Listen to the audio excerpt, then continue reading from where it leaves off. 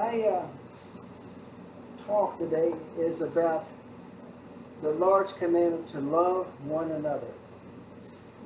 It seems like such a simple command. You know, new command again, love one another.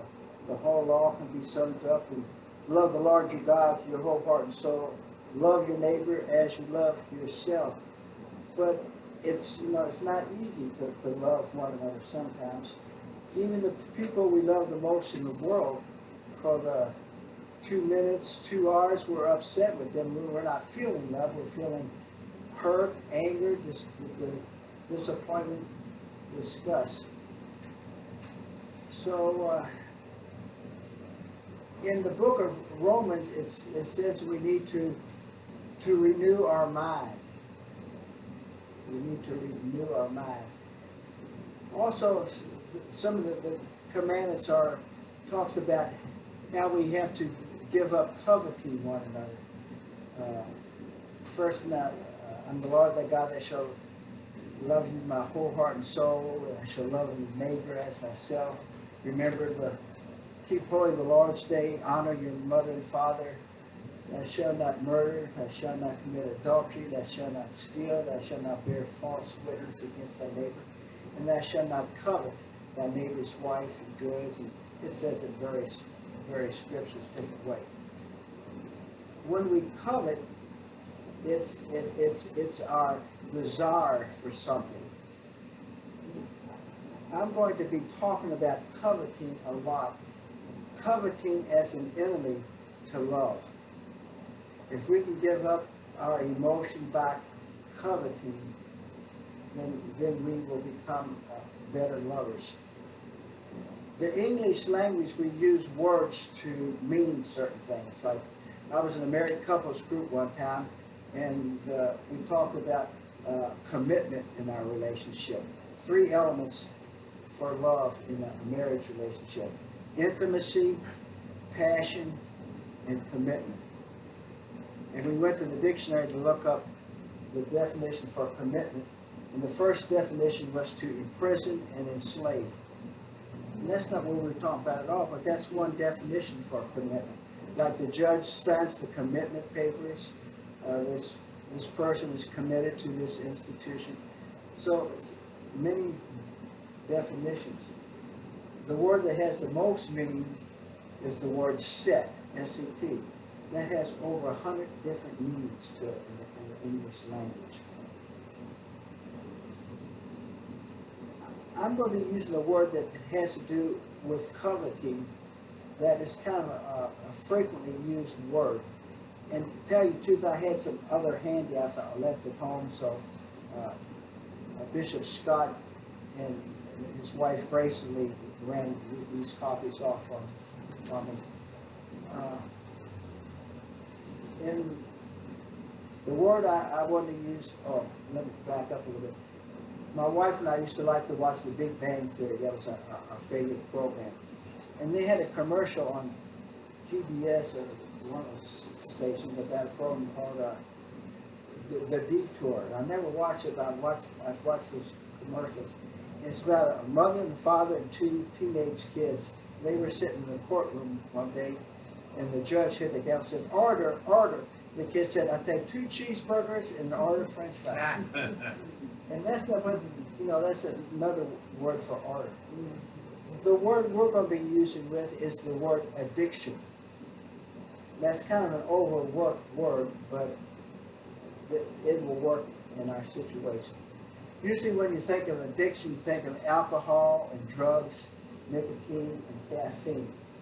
But, there are other type of addictions. Diane Sawyer had a program on television a few years ago, and she talked about how people are addicted to their phones. Some people have to be on the phone every 12 minutes. A friend of mine I spent some time with in Florida recently. He said his son-in-law is on this. He is on there like every 2-3 minutes. You're talking to him, he's looking on his phone. Now, granted, he has some work responsibilities he has to do, but he can't carry a conversation. He's not always on his phone. The first thing in the morning, people look at their phone or the computer. Last thing they go to bed, and they get addicted to it. And then there's other type of addictions. But there's a thing called positive addictions. There's psychiatrist William Glasser, who's most known for reality therapy and choice theory. He did a study of people that he called had positive addictions. A positive addiction is any activity that you do on a daily basis that you want to do, no one's forcing you to do. And if you keep it up for 6 months, it usually takes 40 minutes a day to do. If you keep it up for 6 months, you become positively addicted to doing that activity. The most popular form of addiction was medication. The fastest way to get to the positive addiction state is through your cardiovascular exercises: running, jogging, riding a bike, swimming. You start feeling so good about yourself from doing that activity that if you can't do it, you feel like you're letting yourself down. It's I've had running friends who had an injury, had to lay off running for a week or two, and they almost get depressed because they're positively addicted to the physical activity of running. Positive addictions also help you overcome negative addictions. A friend of mine was alcoholic, and he was staying sober, going to AA meetings, but he was still smoking. And a friend suggested, well, why don't you take up running? So he took up running, and pretty soon he quit smoking. Usually either the running or the smoking is going to have to go, usually. And so the positive addiction to running helped him get up the negative addiction to smoking.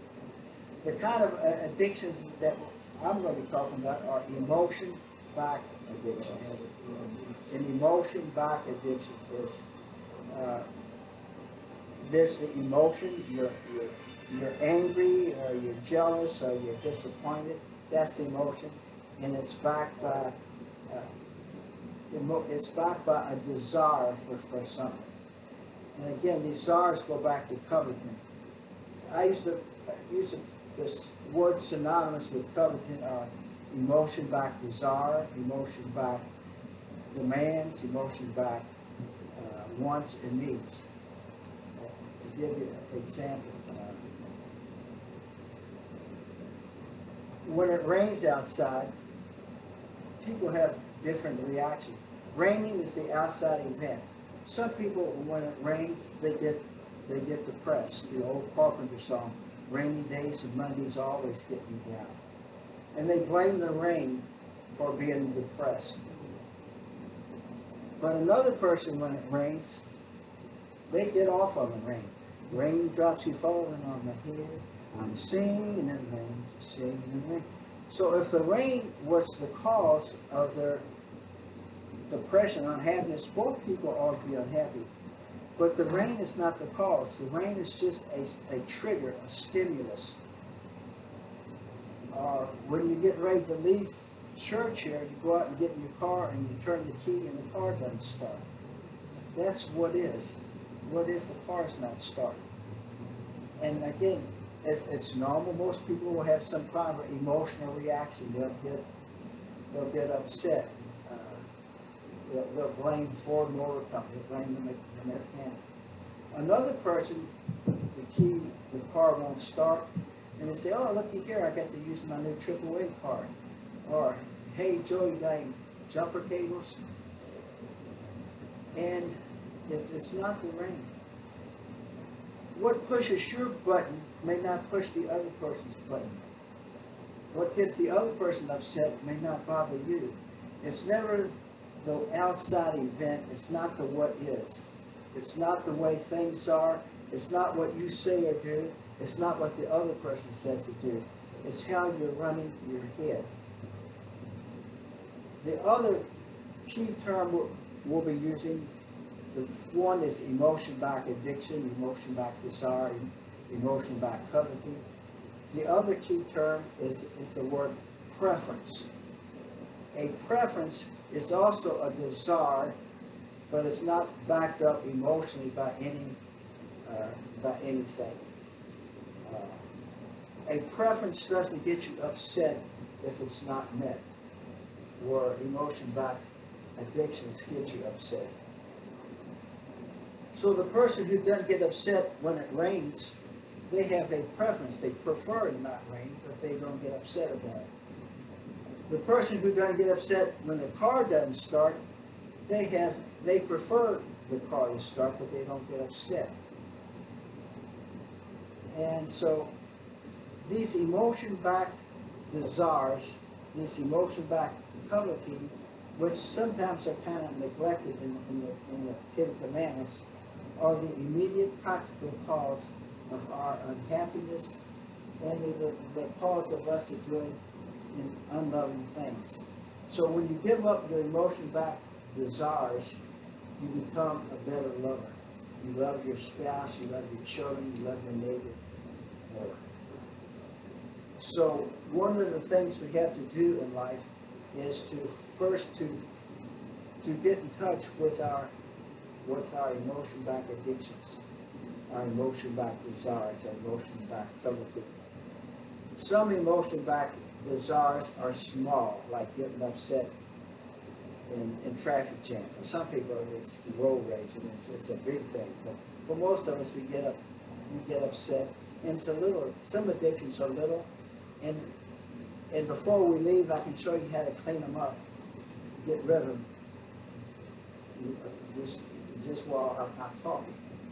Some emotion-backed desires we have are big as the Himalayas, and they may take months to get rid of. So our programming is emotion-backed desires or preferences. We live in the age of computers, and I don't know that much about computers. I can do some of the basics. But computers can do all kinds of things. Somebody used to send me an email that showed a person frustrated with the computer and hit me with a sledgehammer. Funny. It was funny. But the truth of the matter is, it's not the computer, it's what you put in the computer. If it's expression garbage in, garbage out. So instead of busting the computer, you just change the program. The same thing with a sound system, a stereo. It plays beautiful music, but if you have a scratchy CD, it's going to play scratchy music. So you don't want to get rid of the player, you just want to get it clean with the CD player, the disc. I go to like Colonel Sanders and Smoky Bones, they give me these little hand wipes. And I save them, and sometimes if my CD gets kind of catchy, I just rub that on the CD and it kind of cleans it up. People were a lot like that. When we come into the world, we're born with certain emotion-backed addictions, emotion-backed desires. We have emotion-backed desire to live, to breathe, and like some Maslow's hierarchy of needs, where we have the basic survival needs.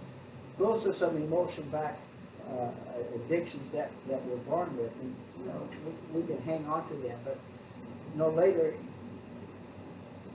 you could be laying tied to a railroad track and a train coming, and if you're not addicted to dying, you enjoy there's a beautiful sound of that whistle on that train. But that's far out, and that's the advanced course. Most of the time, you're addictively demanding living.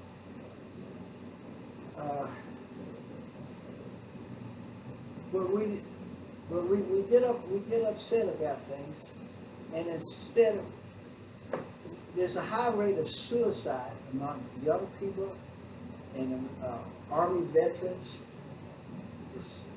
older people. Instead of shooting yourself, you just need to change your program. Now, it's not always easy to change the program. If you've got post-traumatic stress disorder, that's a tough one. But if you're determined and willing to work on it, you can work on it. So let's give an example. If you're upset with your spouse, and let's say you're angry. The anger, how do you know when you have an emotion back desire? Your feelings tell you. If you're angry, if you're jealous, if you're worried, Jesus said, don't worry, but that's one of those sins, but it's sort of an acceptable. Well, everybody worries, and so, but he says don't worry, but we're going on worry. But you can, worry is just telling you that you have an emotion like desire. So any of your feelings, you can write down on a piece of paper, and people watch, you can write down 5 or 7 times that you get upset. And you can call them the causes of unhappiness. But then you look at them, and the feelings behind it, they're not the causes of all, they're just telling you that you have an emotion about desire. So, one of the biggest emotion about desires we have is for our approval of our spouse, our parents. I used to work with parents without partners, and a lot of women, whenever they weren't in a relationship, they were unhappy. And what was their emotion about desire? They were addictively demanding to be in a relationship, addictively demanding to have a lover, addictively demanding to have a friend, addictively demanding to have a companion. However, they're running their head off, and only you know what's going on in your head, where the shoe pinches. Okay, without, if we had time, I would have y'all make a list of times you're unhappy. You would first of all, you would pinpoint, you would name the feelings that you're going through.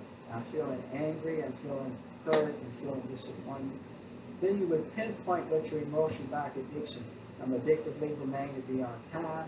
I'm addictively demanding that Mary not criticize me. I'm addictively demanding to eat. Whatever the addiction is. Then once you label it as an emotion back desire, then you choose new self-talk. And this is what Paul is talking about in Romans, about renewing your mind. You're only as happy as you think you are. You're only as miserable as you think you are. It's never the outside event. I know people who were paralyzed, car accidents or police officers that were shot, and that the paralysis doesn't tell you a thing about whether they're happy or not. If they're unhappy because they can't go out and walk and dance and do that kind of thing, you can feel sorry for them. But they're probably pretty miserable, you don't want to be around them too much. But some people who are paralyzed, they just kind of go on with it like that. Johnny Erickson Tata, who was injured in a swimming accident, he's a Christian, goes around talking. Ken Kais, who wrote the Handbook of Higher Consciousness, was paralyzed when he was 25. Paraplegic, can't use arms or legs, but his mind is still working. He said, to be upset about what you can't do is to waste what you can do. So his mind is still working. So he went and studied all the great religious teachers and philosophers and formulated he wrote the book, The Handbook of Higher Consciousness. So let me give you an example that I've used in my life. In the early stages of my marriage, whenever we get in the car to go driving, my wife would tell me how to drive. And it would drive me up a wall after a while. And so, I would ask for what I wanted, and what I wanted for her to quit telling me how to drive. Joanne, would you please quit telling me how to drive? Sometimes you tell me how to drive, and I just sulk. Would give the solid treatment. That didn't work. Sometimes I would get mad. Would you quit telling me how to drive? Didn't work. Sometimes I would stop the car and get out here, you drive. It didn't work. You know, some people say, well, why'd you get upset? Well, I don't know. I just got upset. And so finally, I said, do I want to go around the rest of my life? I was married 57 years. Do I want to go around the rest of my life being upset when my wife got me to drive? No. Because when I got upset, I did unloving things. I wasn't loving her. I mean, intellectually, I knew I loved her with agape love. But emotionally, I was experiencing anger, being upset, and for the 2 minutes I was upset with her, or an hour, I wasn't doing the most loving thing. And God said we need to love one another. So to be able to give up all that anger and frustration, I wanted to love her. The good, I had to work on my own head. I had to renew my mind. So I explored the suffering. I looked at all the times I get upset. It doesn't make a difference if I got upset 90% of the time or 10%. Whenever I was upset and was doing the most unloving thing. I pinpoint what my emotion back desire was. My emotion back, my emotion back desire was, I had emotion back desire that she not tell me how to drive. It's not rocket science. It's just, you know, what do I want in this situation? And if I'm not getting what I want, and I get upset, that's what your emotion back desire is. So I had emotion back desire that she not tell me how to drive. So I wanted to select a new reprogramming phrase, new self-talk. And my new self-talk at first was, I don't have to get upset when Joanne tells me how to drive. I don't have to get upset when Joanne tells me how to drive.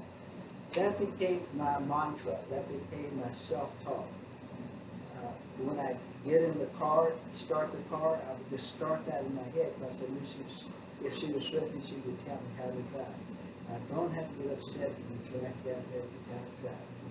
When I get up in the morning to say my prayers, and part of my prayers, I call upon, like they say in the 12-step program, I call upon my higher power. My higher power is Jesus. Dear God, please help me when I get upset with Joanne tells me how to drive. When I say my night prayers, please God help me not get upset with Joanne tells me how to drive. So I call upon my higher power. So after selecting the reprogramming phrase, 3 things make it work. The first thing is your determination.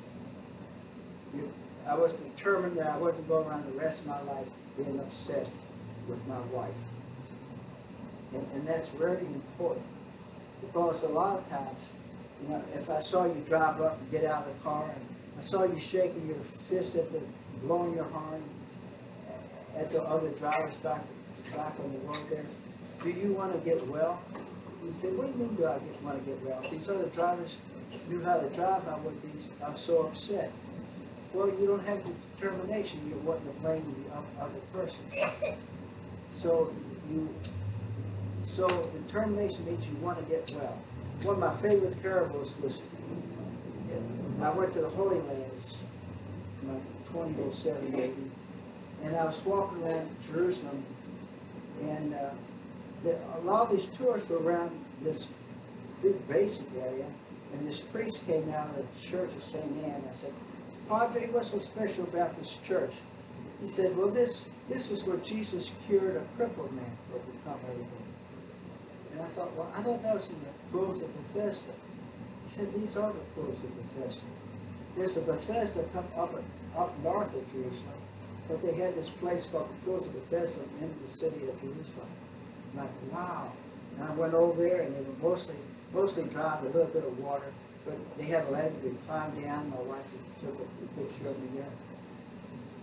But in the Bible, Jesus goes to the pool of Bethesda, and this crippled man been going there for 30 years. And when an angel would come and stir the water up, the first one in would be healed. Well, being crippled, someone else would always beat him in the water, but he still came to the pools of Bethesda. It's like these guys that like to go to McDonald's and sit around and tell stories and all. And Jesus asked him this great psychological question. He He said to him, do you want to get well? And the man said yes. So Jesus healed him. So a lot of times if you ask a person, do you want to get well? Really they don't want to get well. They want a lot of attention, they want sympathy, they want to be a martyr. So do you want to get well? Do you want to get rid of your emotion-back desires? Most of the time we don't know about emotion-back desire, so we don't know about getting well from it. The second thing that makes reprogramming work is your repetition. Repetition is the mother of learning. And so if you repeat things over and over. Now, I usually suggest saying your reprogramming phrase like 100 times a day. You know, you can say it in your prayer and throughout the day. And you keep it up for 3 weeks. A lot of times we start counting ourselves. I don't have to get upset when Joy tells me to drive in. You get upset, oh, this is not working. You've got to keep it up. You've got to have determination. Keep it up for 3 weeks. I worked at a hospital in Florida, a rehab center, and people would come in and they would have lost a leg, maybe had diabetes, maybe they're in a motorcycle accident. And it takes a minimum of 3 weeks. They would reach down to scratch that knee, that leg, and there's no leg there. It's called phantom pain. And it takes a minimum of 3 weeks for those nerves to go to the brain to tell the brain, hey, there's no leg there, it's closed. Now something as traumatic as losing an arm or a leg, it takes years sometimes for that brain to get the message. Now with working with emotion-back desires, when we code things, we've been doing it for 20, 30 years. So you got to at least allow yourself 3 weeks to repeat your reprogramming phrase. And then the third thing that makes it work is what I call emotional intensity. And I can mail some of these back to the church that give me probably the stuff that I forgot to do. Emotional intensity. Emotional intensity is what it says. You say your reprogramming phrase with intensity. And there are usually 4 ways that you can do it. The first way is just called just repeating it over and over. The second way is you repeat your reprogramming phrase when you do physical activity. I used to when I was go out jog, I would I don't have to get upset with you like that.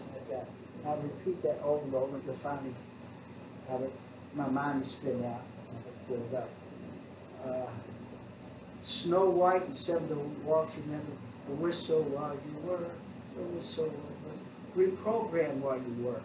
When you go about your reprogram, I don't have to get upset when you have to ask me to try. Reprogram while you work. And then the fourth way is what I call the classical way to reprogram. And that is you may sit down, a good way to do it in your car, you sit down and you start breathing heavy, you tense your muscles, and then you shout, you yell your reprogram phrase. I don't have to get upset when Joanne tells me how to drive. I'm not going to get upset when Joanne tells me to drive. You keep it going as long as you can. Now, some things you might hear is like women who are, even men, they get upset whenever they're not in a relationship, when they cry themselves to sleep. Well, instead of crying yourself to sleep, you select your reprogramming phrase. I don't need a woman to be happy, I'm enough. Or I don't need a man to be happy enough. Or it's a specific person. I don't need Mary to be happy, I am enough. I don't need Mary to be happy. And you yell your reprogramming phrase. Now, some people wouldn't want to be yelling, and that's okay. If you live with somebody, you got to let them know what you're doing so they don't think you have a mental breakdown or something.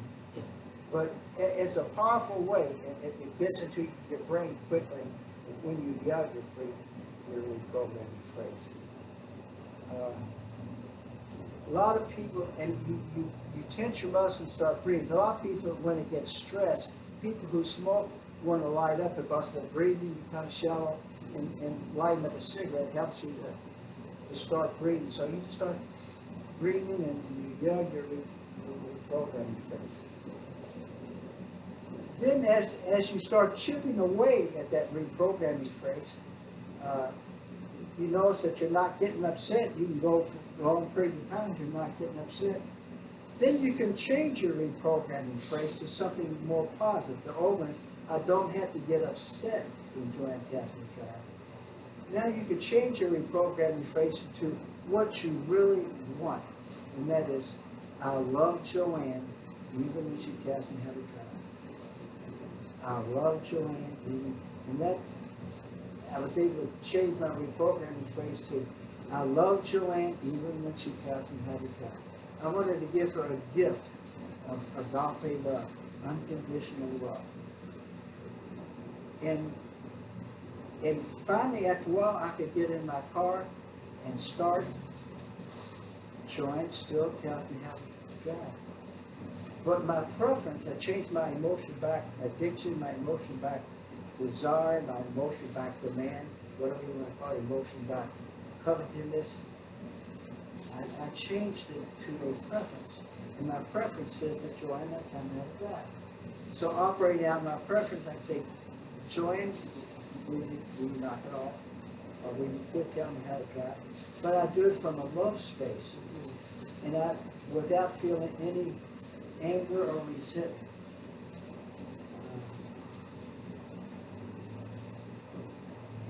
And that's basically, you could almost take any emotion back. All of us were loaded with these emotion back desires.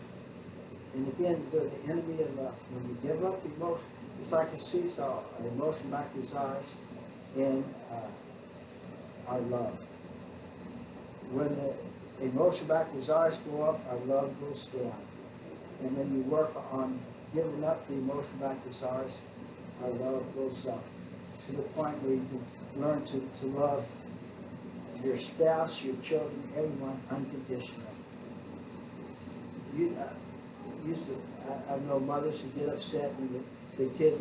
How many times I tell you, get in there and clean that room up? And when the room, they get upset. They have emotion back desire that the room be clean. Emotion back demand.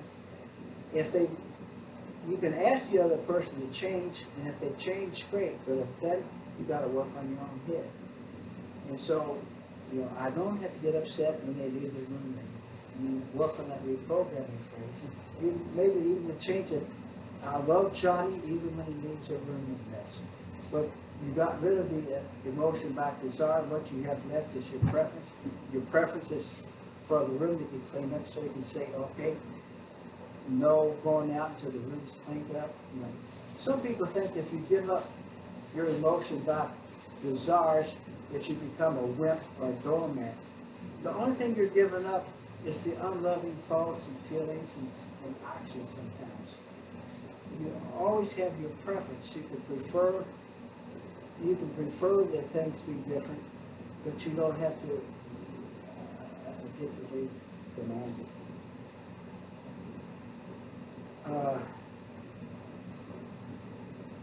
So I guess that was sort of and there's a lot of different ways. That's the bread and butter plate. The 12 pathways that's on the sheet. That's another way. I have put biblical quotes to just about all of. How long is that with you?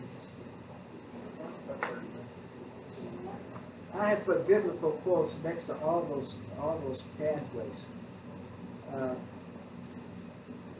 Besides reprogramming, another method is these 12 pathways. You can look at the pathways and think about them. Like the first pathway is, I'm freeing myself from security, sensation, and power addictions, or power emotion back desires that make me forcefully control situations in my life, thus destroying my serenity and keeps me from loving myself and others. You can close your eyes for a moment, and I want you to think about a recent time, whether it be today or last week, It could be a little something that gets you upset. It could be something big. But think about a time that you got upset about something. Who was involved? Where did it happen? What was said? What feelings were you experiencing? See if you can name the feelings. How did your body feel? Any tension, crying, upset stomach? What did you want in that situation? What did you want the other person doing that you weren't getting? Or what did you want to do?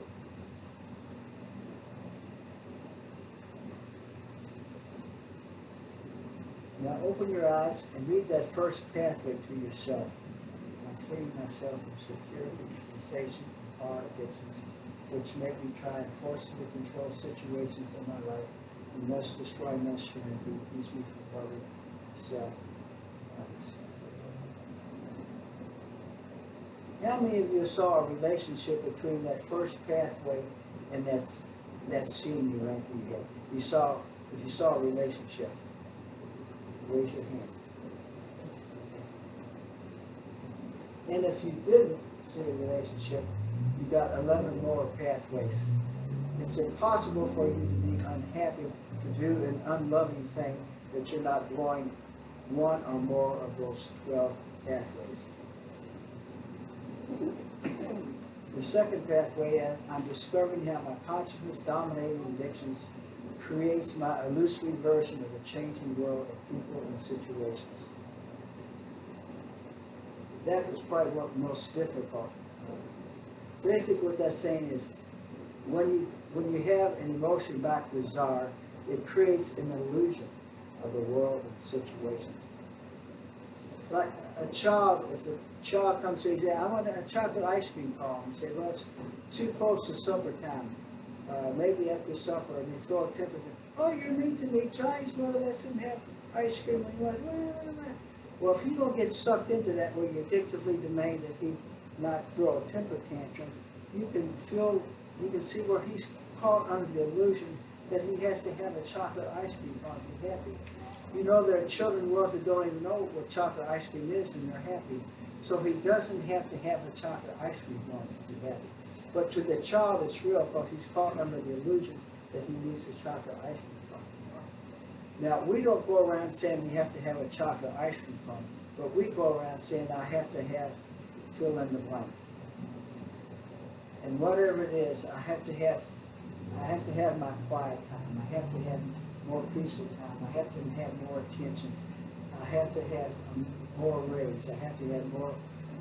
It's just as much an illusion as the child who has enough chocolate ice cream cone. I'm kind of going through these kind of fast. The third pathway, I welcome the opportunity, even if painful, that my minute-to-minute experience offers me to become aware of the addictions on the street program, to be liberated from my overlike emotional habits. Most of the time, we don't welcome the opportunity. Sigmund Freud said we have a desire to seek pleasure and to avoid pain. And we don't welcome. But St. Paul, you read a lot of his epistles, he talks about how he's been shipwrecked, he's been beaten, he's been stoned, and how he welcomed the opportunity to be of service to God. I welcome the opportunity, even if painful. And so, usually, as Catholics, we were taught when we get into suffering and pain, what were we taught? Offering up as a sacrifice. Now, that means that we offered up a sacrifice. Jesus suffered enough. He didn't have to suffer anymore to take away our sins. But we can offer it up as a sacrifice to tune into his suffering and pain. And I think that's what they meant. So anyone who gets you upset, that person becomes your teacher. They're showing you the inner work that you need to do. Anyone that's not getting you upset, they become your lover because you're clear with him. There's no distance between you and the other person. And so our emotion-like desires, we create distance between one another. Get rid of those emotion-like desires. I love the fourth pathway. I've been using this for mine. I always remember I have everything I need to enjoy my here and now. Unless I'm letting my consciousness being caught up with demands and expectations based on the dead past or the imagined future. It reminds me, I go out, I walk every day, I say to myself, part of the 20th Psalm, the Lord is my shepherd, I shall not want. I have everything I need to enjoy my here and now. The Lord is my shepherd, I shall not want. And I repeat that over and over. People get caught up. The more you can live in the now, the happier you are. People get caught up in the past. Maybe the way their parents treated them, the way they were neglected in the past, things that happened in the past. Or maybe they get caught up in the future. Maybe there'll be a war, maybe there'll be depression, maybe the gas prices get so high. The happiest moments of your life are when you're in the here and now. Abraham Maslow called them peak experiences. Seeing the ocean for the first time, a beautiful sunset, scoring the winning point, a musician having command of his audience, a beautiful sexual experience, a beautiful religious experience. In those moments, it's just you and your lover, it's you and nature, it's you and God. There's no such thing as time. And that's how it is with God. We learned in Catechism, God had no beginning and no end. He always was and always will be. And that's because with God there's no such thing as time. There was a movie out 4 or 5 years ago called Interstellar. Matthew McConaughey, he went off in a spaceship and he was gone 40 or 50 years. His daughter was a small child when he left. He kept her strong and growing up, and she finally turned into Jessica Chastain. And then when he returned, his daughter was an elderly lady, but he looked the same age. That's because, according to Albert Einstein, and I'm not a physics guru, but Stephen Hawking, I wouldn't even know anything about Stephen Hawking until I had watched The Big Bang, but he used to appear on The Big Bang show. He was in a wheelchair, and he had something like Lou Gehrig's disease. He was paralyzed. He looked like he was half dead, but he could work the computer with his eyes. And Sheldon Cooper and all the guys, they were always excited about talking to Stephen Hawking. Stephen Hawking wrote a best-selling book called The History of Time. And in that he said if a mother had twins, and one twin was raised up high in the mountains and one was raised at sea level, the one raised at sea level would grow older, look older faster than one up in the mountains. Now you wouldn't necessarily be able to tell it with the naked eye. But according to Einstein's theory, if you take off in a spaceship and you get going a certain speed, and you're out there for 20 years and you come back, the people on Earth will have aged 20 years. The guy on the spaceship will only age 10 years. Then you get going at the speed of light, which would probably be impossible. Then all time comes compressed into the now. And that's how it is with God. Everything is in the now with God. And so the same Jesus that's hanging on the cross 2,000 years ago, in our minds, he's hanging on that cross right now looking at you, forgiving you your sins. Because with Jesus there's no such thing as time. It's all in the here and now.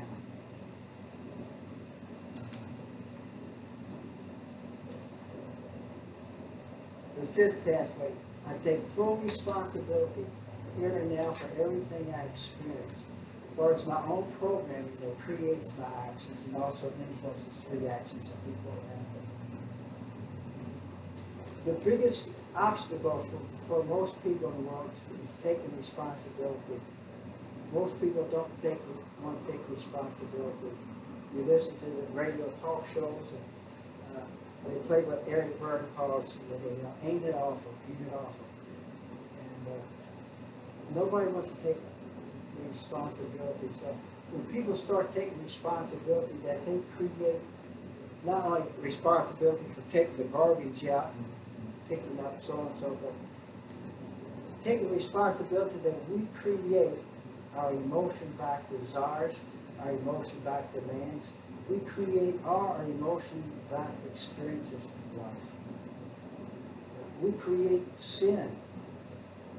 Sometimes when we sin, we want to blame the other person and not take responsibility. We create all our emotional experiences of life. The sixth pathway. I accept myself completely here and now and consciously experience everything I feel, think, say, and do, including my emotion-backed addictions, my emotion-backed desires, as a necessary part of my growth in the higher consciousness.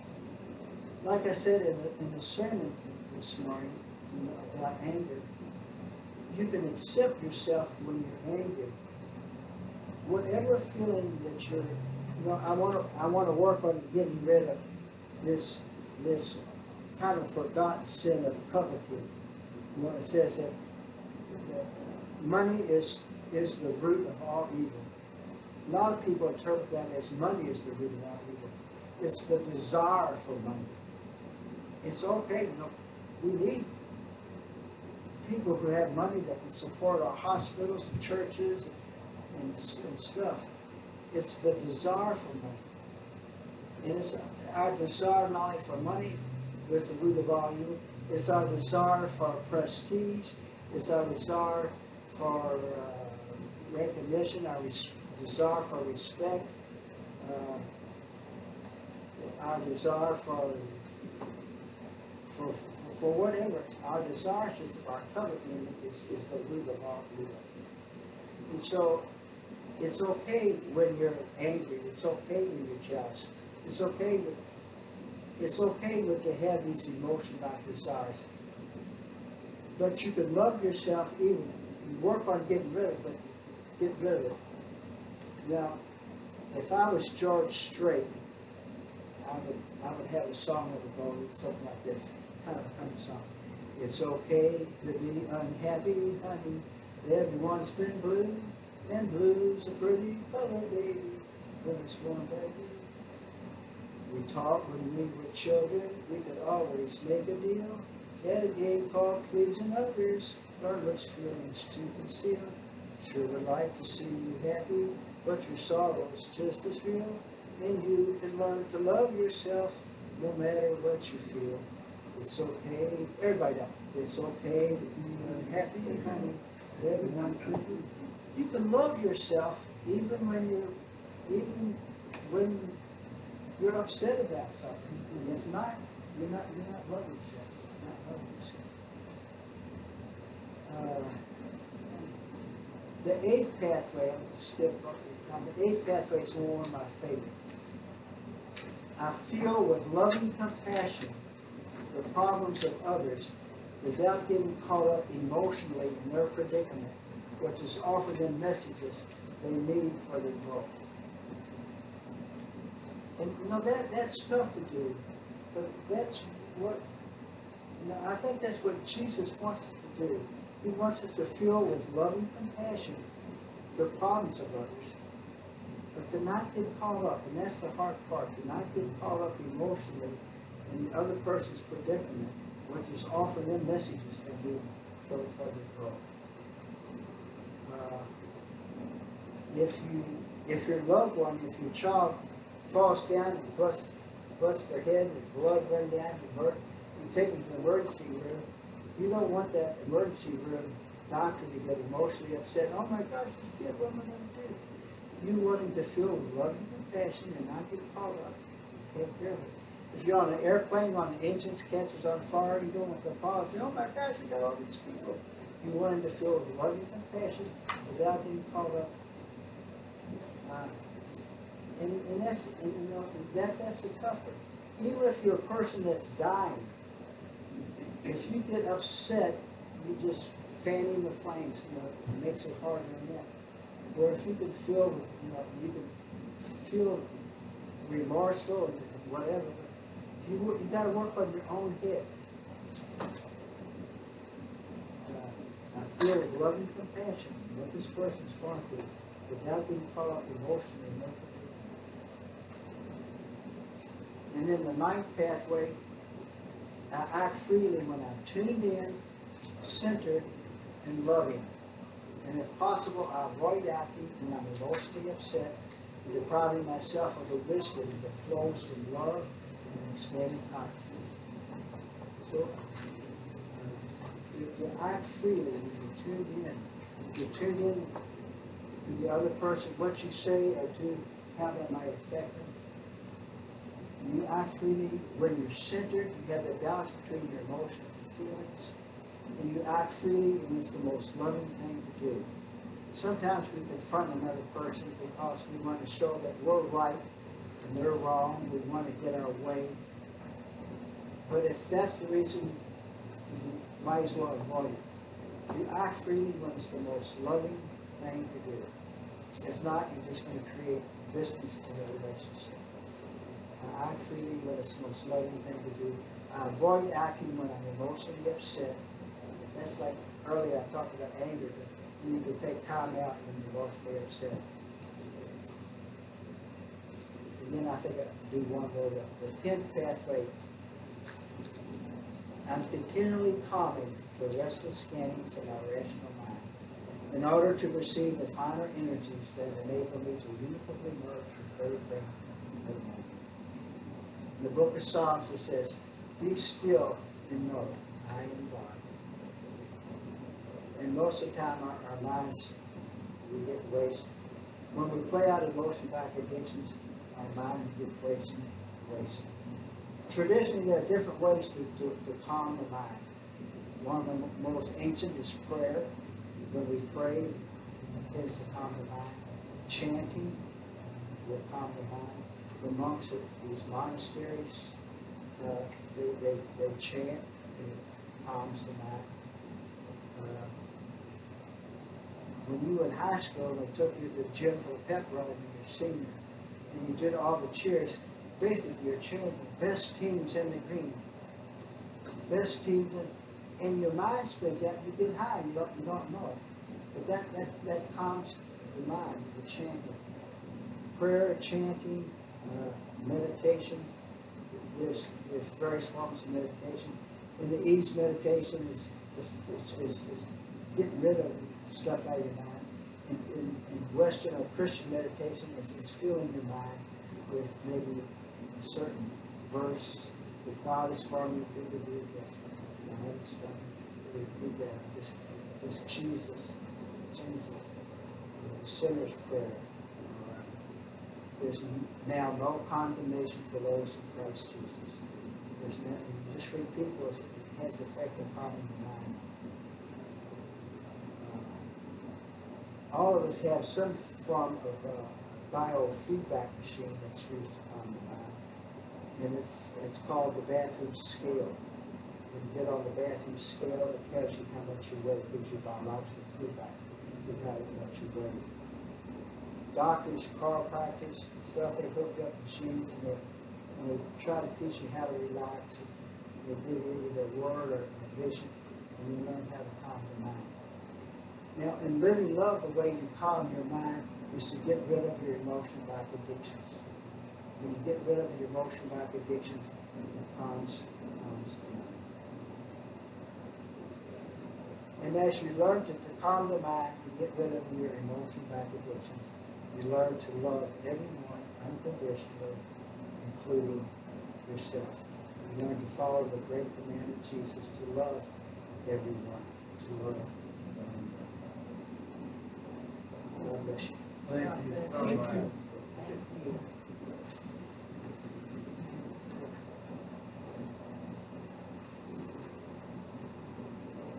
Thank you, Archbishop McCormick, for that presentation. Thank you, everybody, for being here. It's been a wonderful day. And congratulations, Father Cole. And it's just been a great day. And thank you, everybody. Thank you so much. Thank you.